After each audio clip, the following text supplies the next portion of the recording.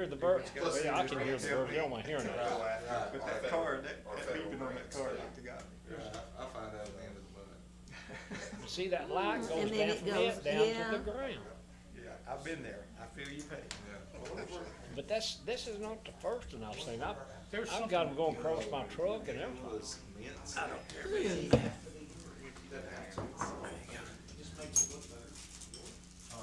Well, when he does that next time, if he does it, go to live view and see if you can see what it shows you. Okay. So next time you see if you can do it quick enough.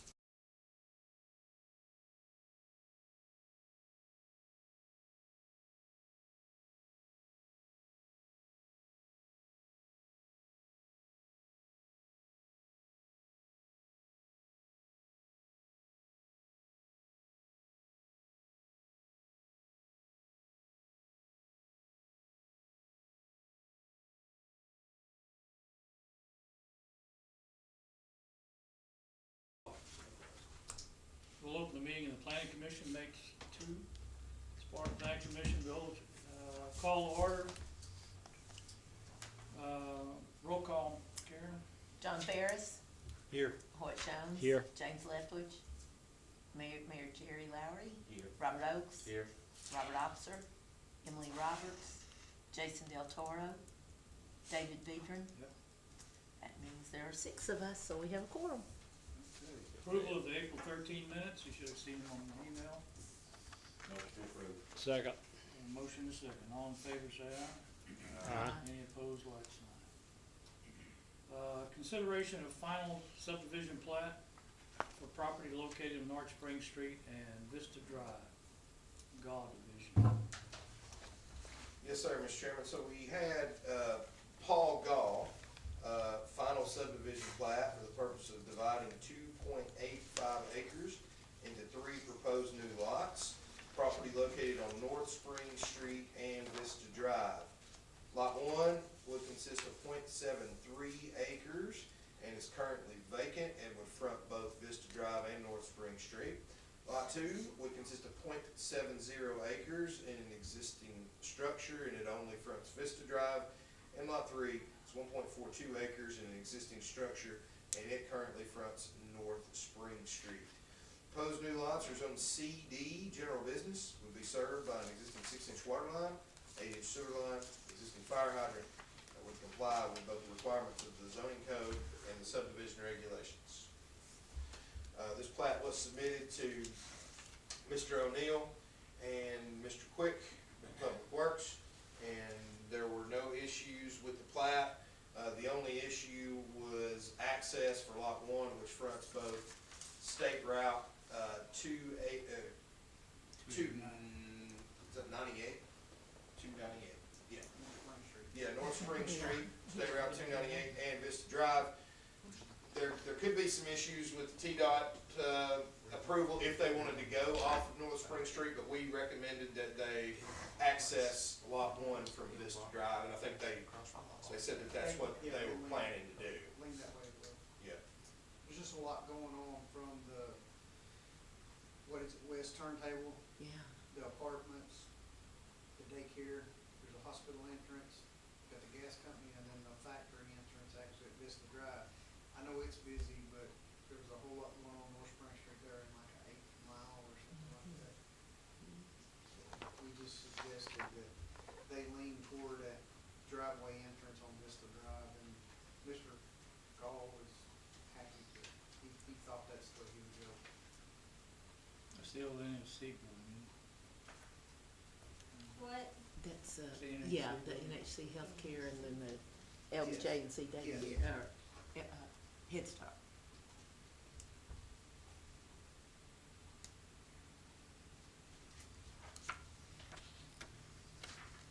Do we foresee any traffic issues right there? I mean, do we need to get a TDOT to start looking at a red light or a timed red light on certain hours? What I've seen in the past is if they, like on the west end of town there, excuse me, off the 111,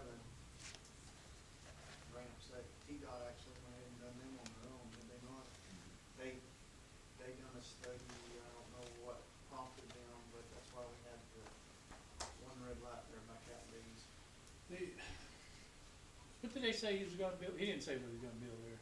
No. Nothing. No, as far as I know, it's just gonna be, it's just a vacant lot. They're just subdividing a property probably to see if they can move it better, trying to rent. I know they've had a rent sign up for the, That It's- healthcare place. It's CD.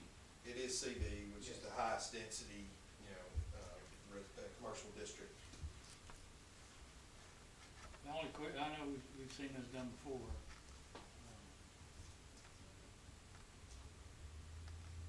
Could they come in and put apartments there? Use upon appeal. Okay, so Now, then that then you'd have it's not as You'd have necessarily. some control of You'd it. have some trouble if it's not really an issue, always an issue, but, Well- buses, school buses, we had a little problem with, by the storage buildings, they built those apartments. Because it's kinda hard for a bus to get in and out, Yeah. and so you're stopping on that street, there's a traffic becomes. Yeah, and I mean, I would say with this lot being 3/4 of an acre, that's essentially about 33,000 square feet, somewhere around in there. That's, even if they were to get a special exception in the site plan approved, that lot size is gonna limit the amount of apartments that can go there. You could probably do 6 or 8, somewhere around in there, that would be the most that they could do. But even then, they would have to abide by the setbacks that are there, so I would not think that that is a good use for multifamily. I mean, we can be, we have control over what that is if it's not, if it's going to be, multifamily use. This board would, or not this board, but the members of this board would, as members of the Board of Zoning Appeals. Realistically, we hope it would be some kind of commercial. Yes, correct. That's one. And that's what would make the most sense. Yeah. I mean, just as a, from a business acumen perspective, that, especially on Spring Street, good state route right there, that screams commercial use to me, but of course, it's not up to us. Do you hear a motion to approve? So move. We have a motion to approve, we have a second. Robert, Any other discussion? All in favor, say aye. Any opposed, like sign. Motion carried. Next we have training. If there is no other additional business. Is that it? All right, so, we'll do just a little bit of training tonight, go about 20 minutes or so. We're gonna start with last time we were here, first time we met, we kinda talked about the powers and the duties of the Planning Commission and Board of Zoning Appeals. Last training session, we talked about the subdivision regulations and kind of what powers they hold. So today, what I thought we would do is just take a look at our zoning districts and kind of what is allowed, what's not allowed, and where these things are allowed. So what we'll start out with today is our residential A district, and if we have time, we'll get into the residential B district. And so essentially, residential A and B can simply be defined as this. Residential A is low-density residential development, and residential B is medium and high density. Purpose for the different districts is you want to keep the like-minded residential developments in the same area. So you wouldn't want a residential neighborhood with $300,000 single-family homes and a mobile home stuck right in the middle of it, or an apartment complex stuck right in the middle. So these two districts are established to keep those things separate. And so what I thought we would do is just go down and just simply look at the permitted uses, uses permitted on appeal, and uses prohibited in each one of the districts. And of course, we'll take questions about that as we go along. So we'll start with the definition, or not the definition, but the uses permitted for the residential A district, which is called the C single-family residential district. Typically, you see residential A districts located on the outskirts of the city limits where the tracts are a little bit larger, so development can be a little bit more spread out. So, uses permitted are going to be single-family detached dwellings, and when you think about single-family detached dwellings, those are simply stick-built homes on the property or double-wide homes on a permanent foundation. That is the definition of a single-family detached dwelling. Also allowed in these areas, public elementary and high schools, buildings used exclusively by federal, state, or county, like City Hall, buildings such as that, churches, other places of worship, including Sunday schools, parks, playgrounds, playfields, agricultural uses, farms, nurseries, so on and so forth. The taking of boarders or renting of rooms by a resident family, provided that the total number of boarders and roomers does not exceed 2. What does that mean? You can have a renter in your basement or your attic or your garage, as long as it's attached, as long as those folks don't equal more than 2. Now, the question when it comes to that is, how do you police how many people are living in something like that? And the answer is, it's very difficult. So with this, you just got to hope that the people that are renting out, because I mean, what if you're renting to a married couple and they have a kid? You know, I mean, I don't know. I was looking at this and I was reading it and I was like, that is very hard to police. And so that may be something that we need to look at, and maybe change that to say something like, provided that the total number of families present does not exceed 1, or something like that. That's something we can look at another time.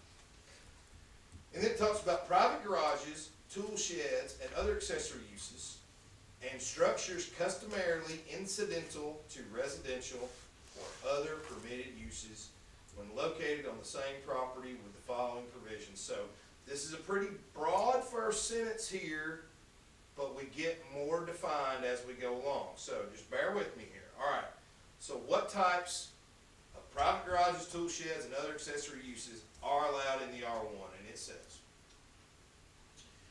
except for attached private garages, which shall not project beyond the front of the main building, all accessory buildings shall be located behind the main building, and further provided that on no lot shall any structure be closer than 5 feet to any lot line. So, this essentially means all accessory structures must be in the side or the rear yard. That cannot be in the front yard.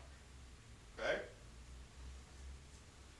And it says except for attached private garages. And what that essentially means is that sometimes you'll see a garage that might have butt out 5 or 10 feet past the front porch.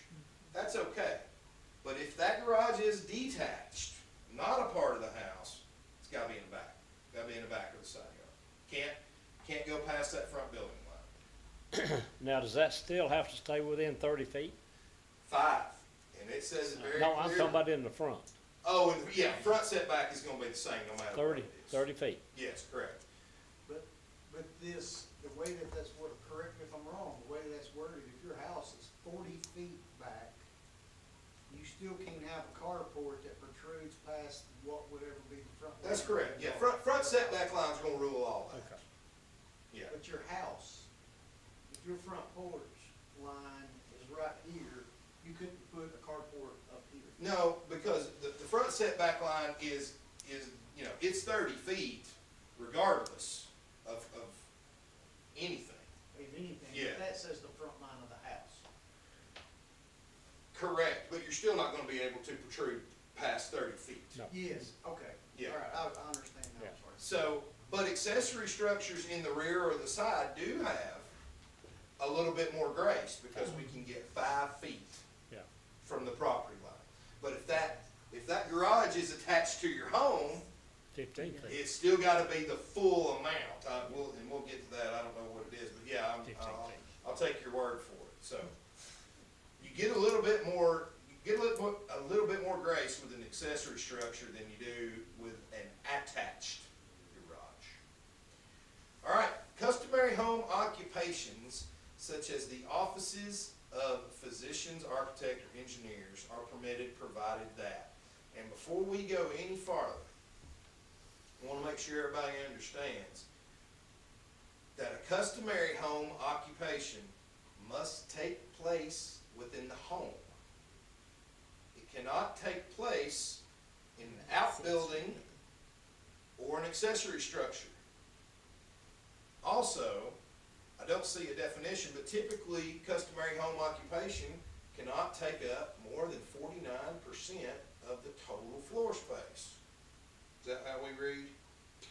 I've never read that. Half of the building. Yeah, because if you take up more than 49%, you're not a resident, you're not a residential anymore, you're a commercial. So gotta take up 49% or less. All right, we'll read a couple more. Such occupation shall be carried on within the main building, like I was talking about. Can't do it, can't have an auto repair in your back accessory structure. Gotta be within the primary structure. Not more than one person, not a resident on the premises, shall be employed. So if you've got a little side business and you've got 10 family members, that all of them can work there, but you can have one employee. So essentially, we're penalizing the folks that have small families and saying they can't have, more employees. But that's preventing, the reason that's there, or I'd imagine, is to keep a bunch of traffic, to keep the amount of cars down. No such occupation shall be clearly incidental and secondary to the use of the building for residential purpose. It's what I talked about earlier. In an RA, the house must be the primary purpose, or it must be the primary use on the lot. It can't be a restaurant that somebody lives in the attic or something like that.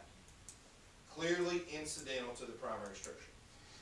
The external appearance of the building shall not be changed as a result of the conduct of the occupation, and there shall be no external evidence of such occupation on the buildings or grounds, except that a small professional notice or sign not exceeding 1 square foot in area may be mounted against the side of the building. So we're talking 1 square foot, 1 by 1, okay?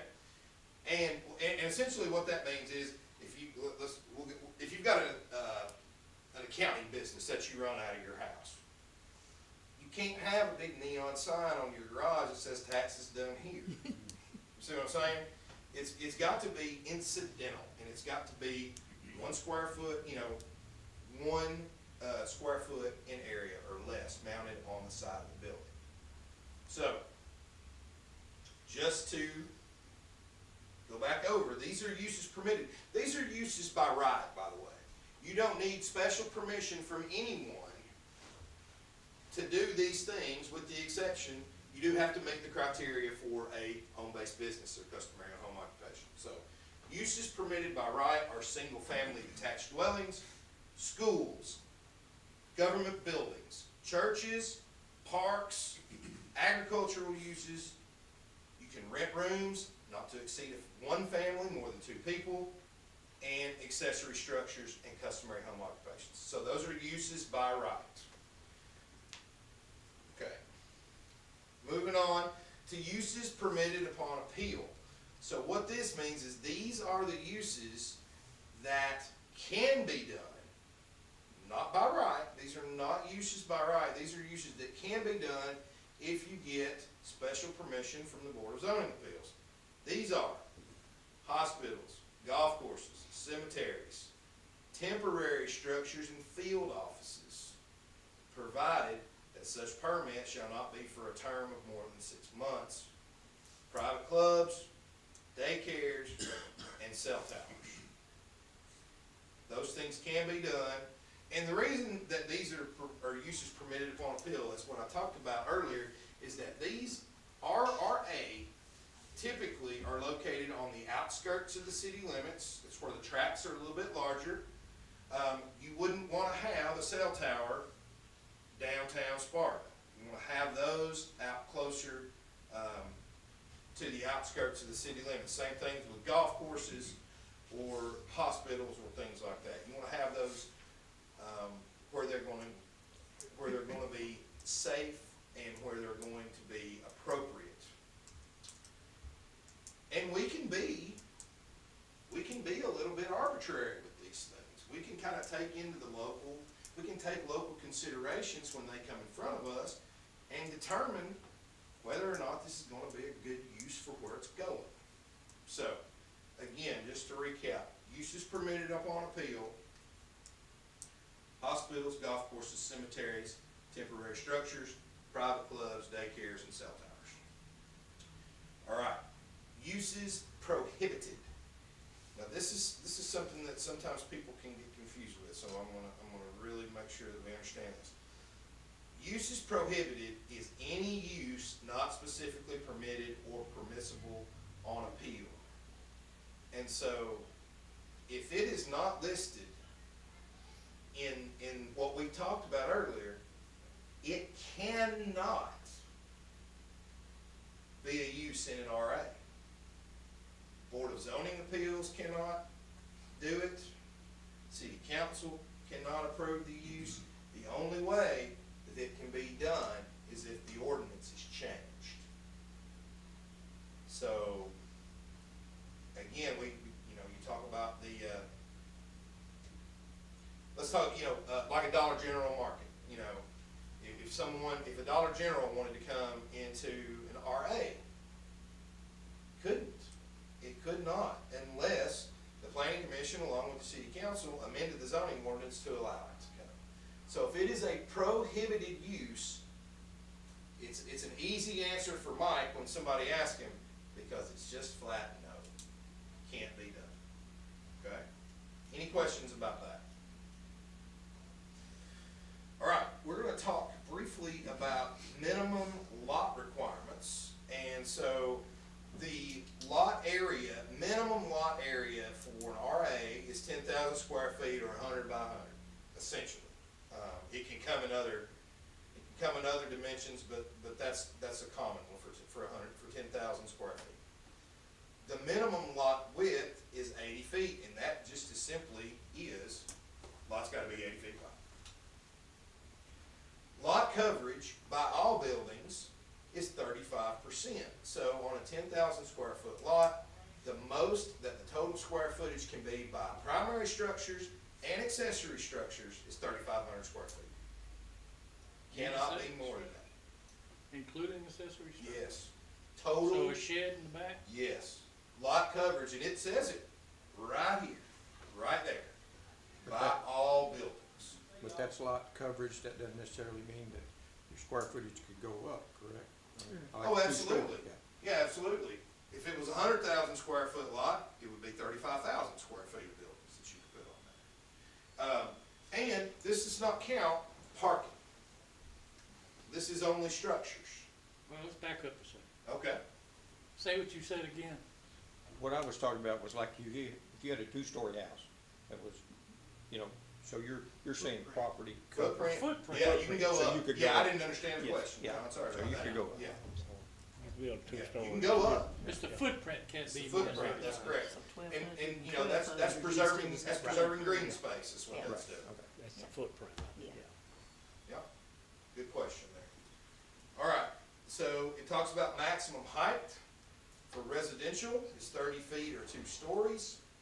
And other permitted structures, 50 feet, 4 stories, provided that for other structures, in addition to the general yard requirements, 1 foot shall be added to required front and side yard setbacks for each foot of height over 30 feet. All right, that's a big, long sentence. So what does that mean? All right, so if you have a 4-story house that's 50 feet tall, you are 20 feet over 30 feet, okay? So, on the front, you are going to be required to be 50 feet off the road, because it's 30-foot general setback, and then you add your additional 20 feet.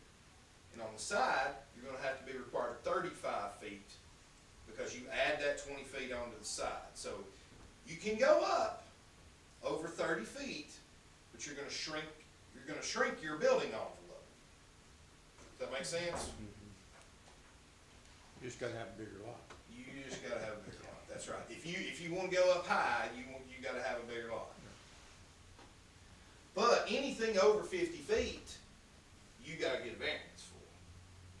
If you're in other permitted structure, or if you wanna build a 3-story house, you gotta get a variance for that too. Does basement count as a space? Basement does not count. 30 feet from the ground, correct, Mike? Well, what if the basement's exposed though? It doesn't matter, it's ground level. 30 feet from the ground. Yep. 30 feet from grade, you're probably, I mean, you're not saying what you're thinking. Let's say. Oh, you're talking about, so like if the lot slopes down in the back. So the back's and exposed, the the front's back's not. exposed, it's gonna be from the front. It's gonna be from the, it's probably what's called highest adjacent grade. is Well, we probably was called what it grade is. level, what would Yeah. be the main floor? Okay. Yeah, and I imagine that's for fire truck purposes, so they can, if it catches fire, they can put it out. Very good question, though. All right, so let's talk parking requirements. Minimum off-street parking requirement shall be as follows. For dwellings, it's 1 off-street parking space per dwelling unit. For schools, 1 for each staff member plus 1 for each 10 fixed seats in auditoriums, or for each 100 square foot of floor space in assembly rooms with movable seats. For churches and Sunday schools, 1 per each 5 fixed seats or 50 square foot assembly rooms with movable seats. Number 4, for public buildings, 1 off-street parking space for each regular employee plus adequate parking space for public use. And for hospitals and clinics, 1 off-street parking space for each 2 beds. So there's one thing that you should really come away from this little section right here, is it says minimum off-street parking requirements. It does not say anything about on-street parking requirements.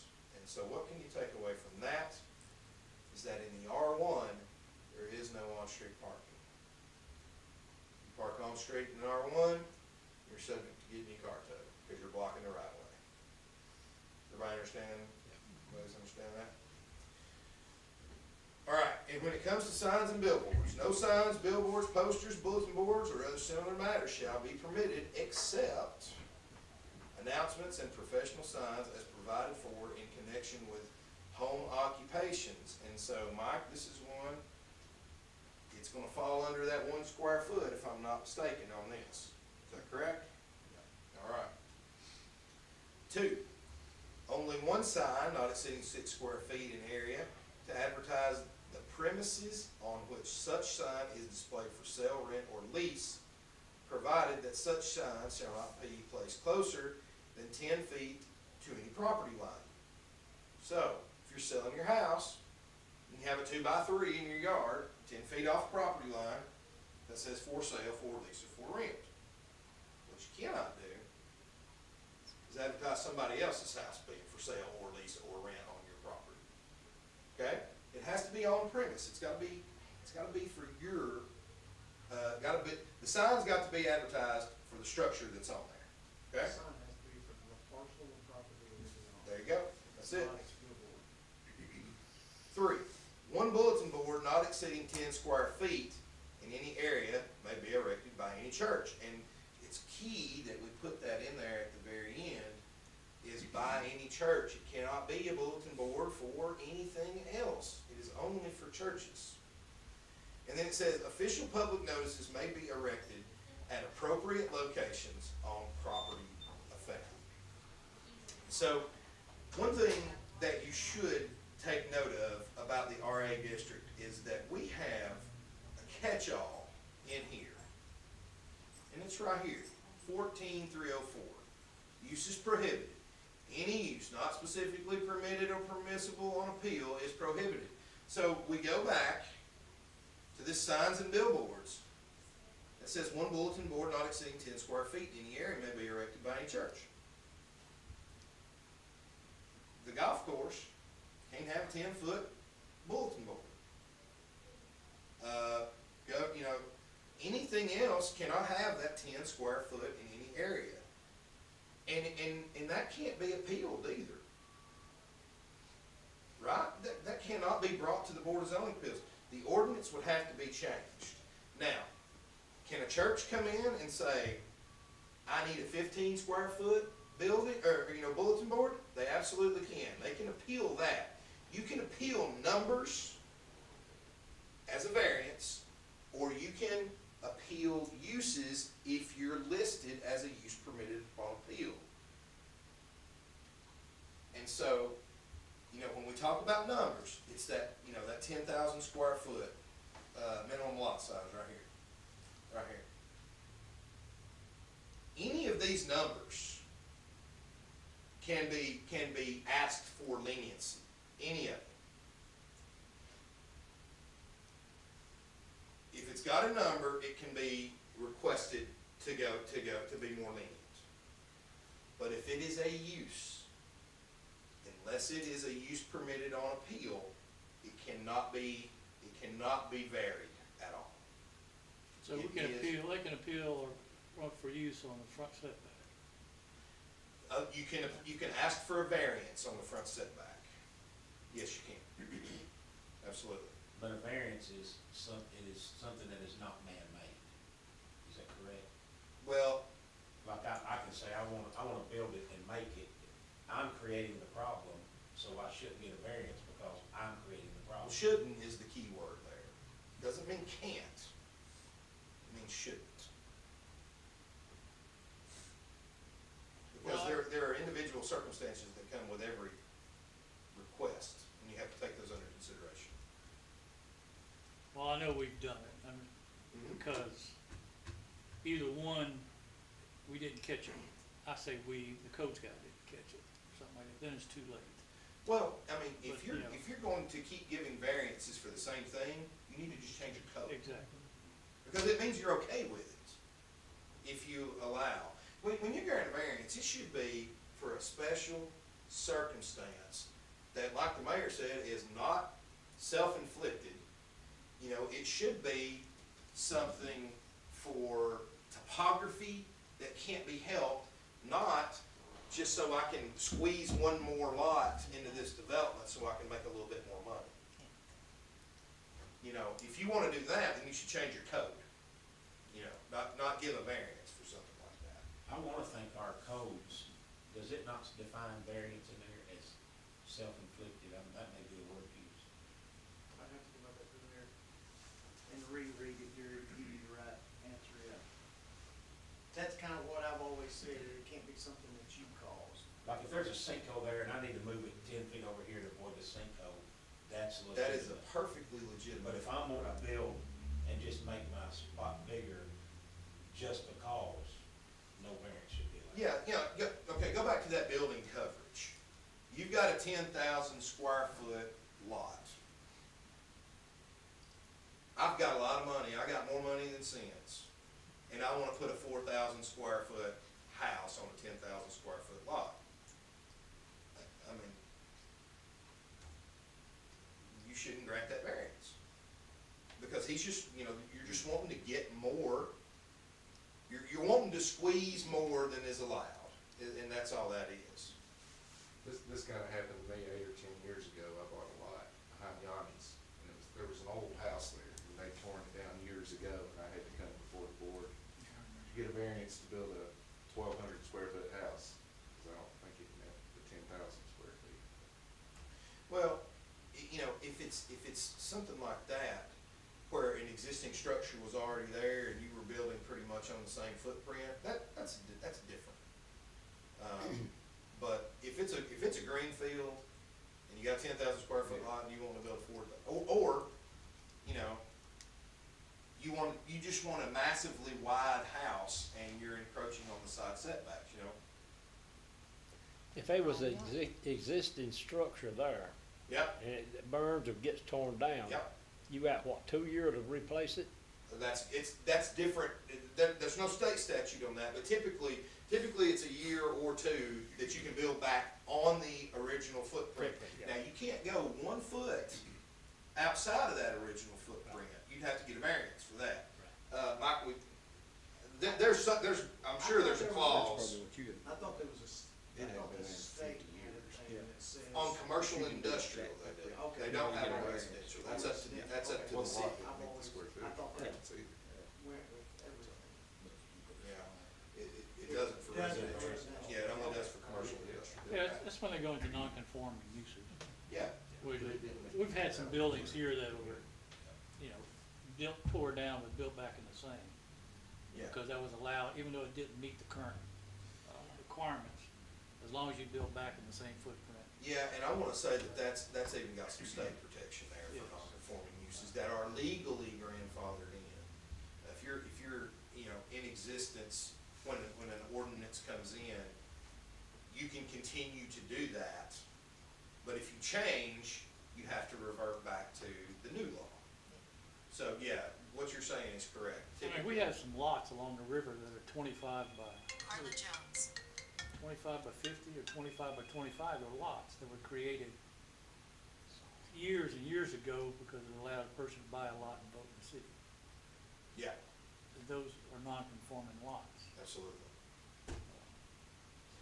Yeah, and that's something, you know, we could have a whole training session on non-conforming lots and things like that, so. That pretty much though, unless there's any other question, that'll pretty much wrap up the RA, discussion. Any questions on RA zoning? If none, then next time, Mr. Chairman, we'll hit the RV zone and go over that a little bit. That'll do it for me. Very informative. It was, very good. Do I hear a motion to adjourn? Motion. Second?